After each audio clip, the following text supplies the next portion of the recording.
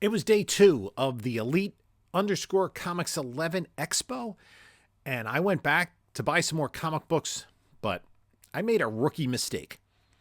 Let's look at what I picked up and what I didn't next on this video from Bronzeville Comics.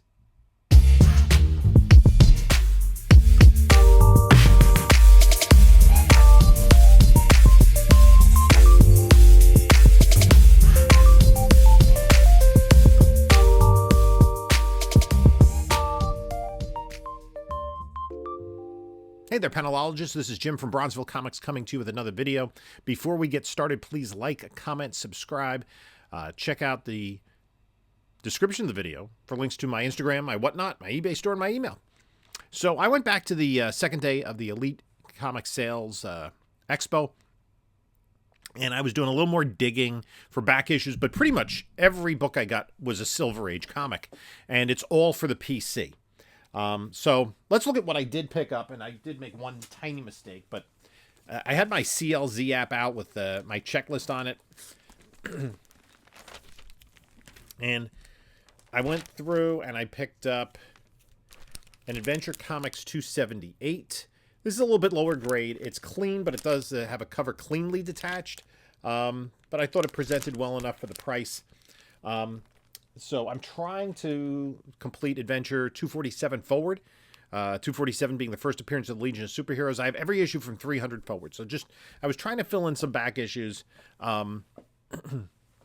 today. And I did do that. So that's a book from 1960. Yeah, 1960. Then I went to another booth, and they had a bunch of solid mid-grade detective comics. I hadn't been collecting detective comics until in June. I picked up a collection that had it had pretty much every issue of Detective Comics from 1973 forward. So I'm like, okay, I'll keep those. I now have a Detective Comics collection. And because I really didn't start collecting Detective Comics until the early, right around Crisis on Infinite Earths, actually. So this has every issue. Now I have every issue from 1973 backwards. So I've been working backwards a little bit. But what I decided to do is kind of go in chunks of 10. So I'm like looking at 300 to 310. So that's where I was focusing. I got a 309. This is a decent copy. It does have a little tape pull there. That's a 1962 book. It has Bob Kane on the cover. We talked about Bob Kane art. This is a nice copy. 305. And this, I believe, is also from 62. I like to, when I put the books away, I do have a plan to read these books. And when I read my back issues, I kind of like to read them in order, chronological order. So that's how I kind of sort them when I do put them into boxes. And then this is the same year. This is 308. So I think I got, what I spent, like 40? No. $60 on those three. So about $20 a book. And then another vendor, I picked up 306. This was in a little bit lower grade than they had advertised. So I got 4 of those books between 300 and 310. So I was checking my CLZ app and, okay, which ones do I need? So I went to Silver Age Comics, and they have what they call the Up North collection, which I guess they had got north from where they are. They're somewhere on the West Coast, and it was higher grade books. And I had bought one of their claim sales to kind of complete my 300 plus run on Adventure Comics, and it was really high grade. It was much nicer than they advertised. So their grading is pretty tight. For a couple of these, it's fairly accurate. I picked up another 278. This is in better shape than the other one, so I'll sell the other one. And then this is number 279. This is also from 1960. This is the first appearance of White Kryptonite. That's kind of a fun cover with Mercury and Peter Pan and Superboy. Students, today you will learn about flying heroes of the past, who will be amazed to learn never existed. Great Scott, the robot teacher of the future is telling the class I'm just an imaginary character. Superboy, you are. I'm kidding. At least in our reality. And then this one was in nice shape. This is from 1962. It's $2.96. They had it listed as 6.5. It's, I think, more like a 7.5. It is really a nice copy for, you know, a 63-year-old comic. Then I had picked up Adam #1 yesterday, so I decided to work towards the run. And I got this close.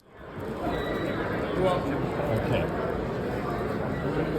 So I needed a few more, and I can complete the run.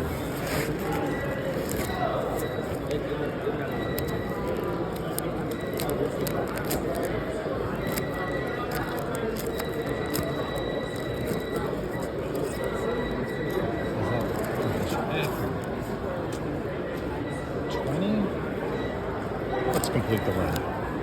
We'll bundle it all together. You know what? I don't like that spot. Okay. We're going to put this back. The atoms. And we're going to see if we can find it out. Let's just pull them out. I already have a couple of those. I always get this confused. All these things were like is using his beam to like as an X-ray kind of thing. Always make me think it's the first Sinestro. Got it.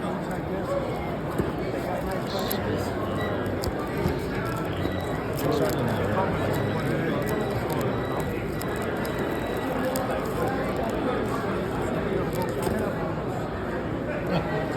Took one of these up yesterday. Don't need it. Not yet continuing. I'm on my hot hands. So you'll see I did pass on one of the issues, but I did pick up number 18. That one's pretty nice. This is from 65. And number 7. Unfortunately, this does have some oxidation on the edges, and it does have, I believe, there's a popped bottom staple. It's kind of a placeholder. If I find something that's better, I might upgrade. Same with this one, number 5. I passed on one of them you saw in the video because I saw some black spots that I didn't like. So I'm almost finished with my Atom run. And I've kind of put like my Justice League run and my Batman 100 Plus run on hold for a minute because I don't know what's here in my basement of stuff I've picked up and haven't cataloged and haven't transferred over to my personal collection. Because what I do is if you have CLZ, you may be familiar, may not be familiar with this particular feature, you can create different collections. So every time I buy a collection, go to a show, go to a flea market, whatever, it's a separate collection. And then I'll upload that value and put it into, upload that information and put it into Google Sheets. And then I can manipulate that and put stuff in. If I'm going to do Whatnot sales, it'll list, I can fairly quickly list the books in Whatnot with the issue number, key significance, and condition.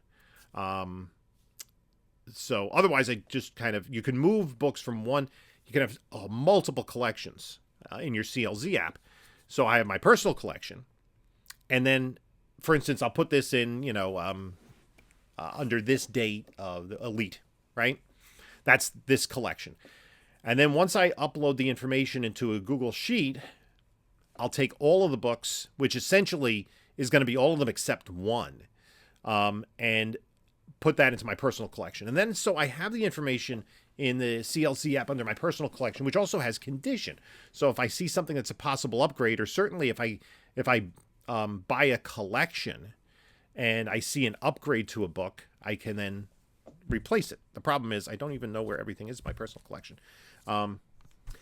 So the last books I picked up were from John was there with Bronze and Modern Gods with his friend Evan, who is on the show sometimes. So they were manning their booth, and he just had a few books. He was just kind of went to come to the show. And if you've seen recent videos, including that collection that Streetside Anthony had, I picked up some of these books. I'm trying to finish the run. I'm actually fairly close. And it's Thunder Agents. Wally Wood Tower Comics this is from 1966. So this is issue number 4. And this is a very high-grade copy of the final issue. There was a subsequent issue a couple of years later. This is from 1967. My kid was like, "What is that in the middle?" That is kind of detracting from this pretty cool Gil Kane cover. Kind of, it's 4 different pastiches, but this thing in the middle is a little distracting. But it is square bound, and I don't disagree that John had this list as 9.2 plus. He's like, "You're really going to like the condition." It is a beautiful copy. So I'm pretty close. I'm not exactly sure how close on my Thunder Agents run, but I have, of the 18 issues, I probably have at least 12 of them. I don't know if I have number 1, though. That's kind of the tricky one. And I've just kind of picked these up when I've seen them. So, I'm leaning, you can see the personal collection, I'm leaning a little bit more into silver. So I was like, I want to maybe get one bigger book today. And I was looking around, and I had picked up one book that was high on my want list for this show, and another book that was kind of in the secondary place on my want list this show. And that was what I picked up yesterday. And if you missed it, you can go back and watch it. I picked up the kind of secondary book I picked up, and this is kind of the borderline on the bottom edge of the condition I want. Adam number 1. So, as I said, I'm almost finished with the run now. I just need one more issue to complete that run. I've been working on that run for about 46 years. And then I picked up this slab of Dynamic Comics number 18. Now, a few things about this, and I've considered this more. I'm going to do some more research. I'm fine with it as in the slab right now. And I talked about it on the show yesterday. I thought about it a little bit more, talked to some people. I'm going to talk to some more. This has brittle pages. 3.5 is the highest designation you can get with brittle pages. And just looking at this book, I said a minimum of 7 with the way it presents. And the back cover is not particularly tanned. So I'm wondering how bad the page quality is inside. And this is a desired book. There are only 18 on the census. So that, is a little bit crazy in and of itself, right? Because this is a book that, it's even in a 3.5, it's a desirable book. So I did pick this up yesterday. And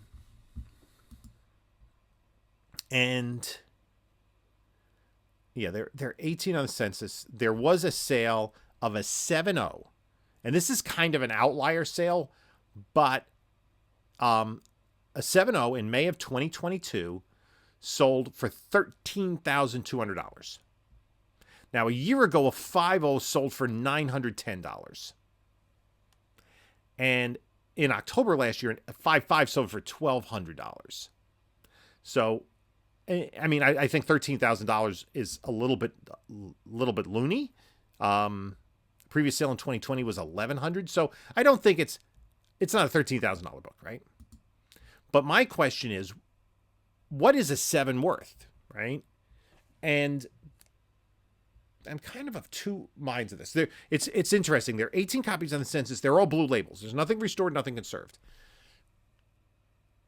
3.5 is I think the highest grade you can get with brittle pages, right? And I'm fine with this in the personal collection. There's only 17 more of these on the census. So kind of like, does it make sense to get it conserved, to conserve the book, to actually physically conserve the book so that it survives going forward, and to bump that up to a 7 or maybe even an 8, right? I talked about this yesterday. Again, I'm not sure, but that census count is so low, and the fact that it's basically the 9.8 of brittle pages. I mean, there's not much other than the brittle pages that are bringing that down. There is the spine split, right? And that can be fixed if you're going to conserve. If you're going to conserve, you're going to take care of that as well, and you're going to deacidify the interior pages. And that's part of the problem with a slab. You don't know exactly what it looks like inside, right? The notes are kind of minor. I don't think the accumulation of defects would drop it below a 7, even with the spine split. And is there a way to deacidify the pages and get a blue label? Unlikely, right? So I'm not sure what to do with the book. It's going to stay in the PC for now. Anyway, I picked up 2 big books, right? So I said, okay, I was kind of in the market for Golden Age Batman book, right?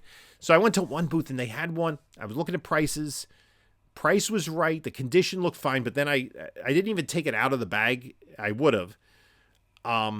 But, you know, I saw the bottom staple towards the back. You could see rust migration. I'm like, no, I'll pass. Right. So then I went to another one, the one I had picked up that first Adventure Comics from. And they had a collection that they had there for consignment. So they said, this is consignment. We have no room on the prices. The price is what the price is. Right. Okay. And that's great to know going in. I'm going to pay what I'm going to pay.